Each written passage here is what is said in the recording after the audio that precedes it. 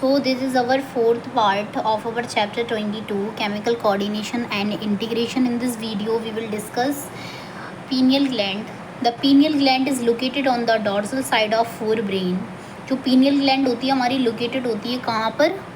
Dorsal side में. किसके? Forebrain की. pineal secrete a hormone called melatonin. जो पीनियल ग्लैंड होती है बेसिकली वो सीक्रेट करती है एक हार्मोन को जिसको हम मेलाटोनिन कहते हैं.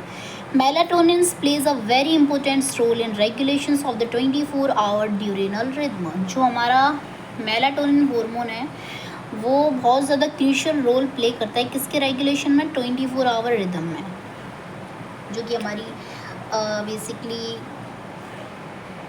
बॉडी की 24 आवर साइकिल है उसको मेंटेन करता है. For example it help in maintaining the normal rhythm of sleep wake cycle body temperature. और बेसिकली ये किस में हेल्प करता है? मेंटेन करता है नॉर्मल रिदम को, स्लीप वेक साइकिल को और बॉडी के टेम्परेचर को. In addition melatonin also influences the metabolism, pigmentation, menstrual cycle as well as our defence capability.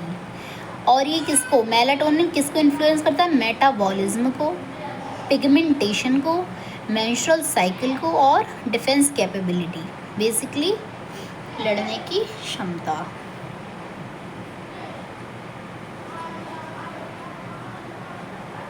Thyroid gland. The thyroid gland is composed of 2 lobe which are located on either side of trachea. जो thyroid gland होती है वो बनी होती है 2 lobe से मिलकर, जो कि हमारे प्रेजेंट होते हैं ट्रैकिया की आइदर साइड पर. Both the lobe are interconnected with a thin flap of connective tissues called स्टिमस.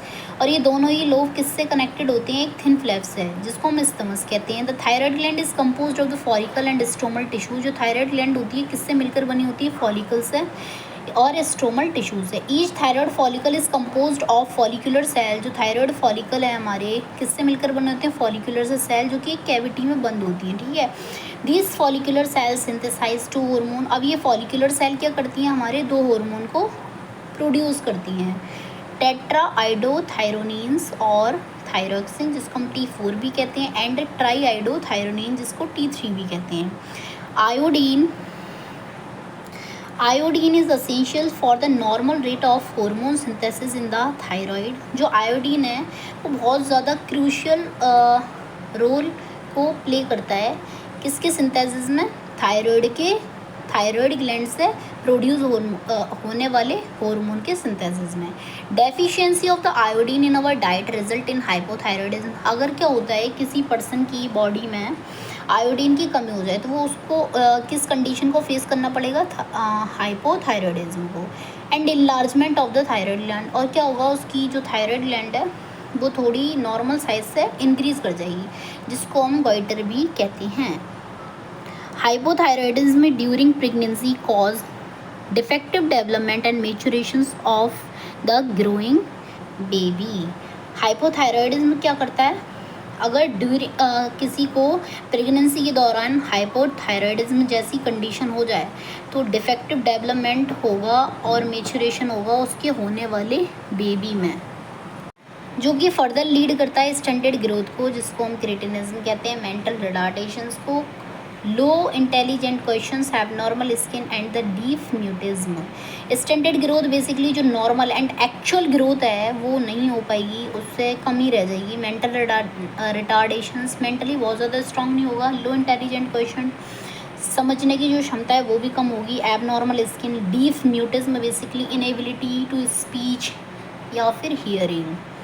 In adult women, hypothyroidism may cause menstrual cycle to become irregular. अगर किसी एडल्ट में हाइपोथायरॉयडिज्म जैसी कंडीशन देखने के लिए मिलती है तो उसकी जो मेंस्ट्रुअल साइकिल है वो इरेगुलर हो सकती है due to cancer of thyroid. किसकी वजह से? उसकी थायराइड में कैंसर की वजह से, या फिर डेवलपमेंट हो जाए नोड्यूल्स का थायराइड ग्लैंड पर. The rate of synthesis and secretion of the thyroid hormones is increase to abnormal high level leading to the condition called hyperthyroidism. या फिर जो हमारा थायराइड हार्मोन है उसके नॉर्मल सिंथेसाइज हो रहा है उससे ज़्यादा सीक्रेशन हो तो कंडीशन क्या होगी? Hyperthyroidism, which adversely affect the body physiology. जो डेफिनेटली फिजियोलॉजी को, हमारी जो बॉडी की फिजियोलॉजी है उसको अफेक्ट करेगा। Exophthalmic goitre is a form of hyperthyroidism characterised by enlargement of the thyroid gland. जो एक्सोथैल्मिक गॉइटर है वो हाइपरथायरॉयडिज्म का ही एक टाइप है, जिसको हम पहचान सकते हैं किससे, इनलार्जमेंट हो जाए थायराइड ग्लैंड का, या फिर प्रोट्रूजन्स ऑफ आईबॉल, आँखों का बड़ा बड़ा हो जाना, ठीक है, या फिर increase metabolic rate, weight loss, उसको हम ग्रेव डिसीज़ भी कहते हैं।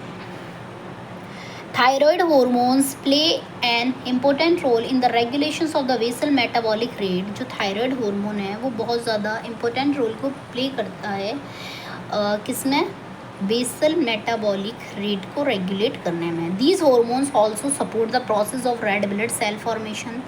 ये हार्मोन हमारा किस में हेल्प करता है, रेड ब्लड सेल के फॉर्मेशन में भी। Thyroid hormones control the metabolism of carbohydrate, protein and fat. और थायराइड हार्मोन्स कंट्रोल करता है किसको, मेटाबॉलिज्म को, किसके, कार्बोहाइड्रेट के, प्रोटीन के, फैट के। Maintenance of water and electrolyte, और मेंटेन करता है किसको, वाटर एंड इलेक्ट्रोलाइट के बैलेंस को। Thyroid gland also secret a protein hormone called thyrocalcitonin TCT which regulate the blood calcium level. और क्या होगा, थायराइड ग्लैंड सीक्रेट करती है एक प्रोटीन हार्मोन को जिसको हम थायरोकैल्सिटोनिन कहते हैं, जो फर्दर रेगुलेट करती है किसको, ब्लड कैल्शियम लेवल को। Thank you.